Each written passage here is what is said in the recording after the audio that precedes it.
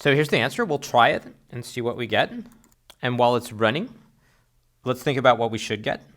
So we can look at the examples that we did so far and try to make some predictions. So we saw when the value passed in was 10 to the 5, that the time it took to execute was 0.005. When the time passed in was 10 to the 6, so 1 million. We saw that the time to execute was 0.05. And now we're trying to predict 10 to the 9. If we look at the pattern here, every time we increase n by a factor of 10, the time also multiplies by a factor of 10.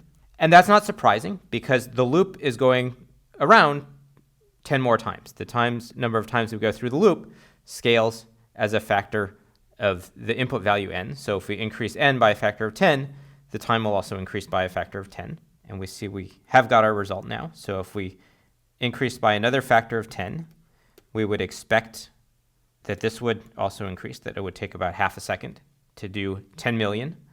If we increased by another factor of 10, we would expect the running time would also multiply by 10, so it would be up to about 5 seconds. And if we increased by another factor of 10, which is the billion that we tried, we would expect it to also increase by another factor of 10, getting to be something around 50 seconds.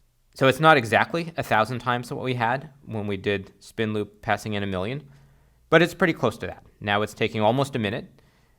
1,000 times this would be 54 seconds. So it's a little bit off from that, but very close. And if we tried it a few more times, we might get a slightly different result. Let's try it one more time. So we tried it again, and this time we got 55.89 seconds, pretty close to what we got the previous time. The important point here is that the running time depends on the value of the input to spin loop, and it depends on it in a linear way.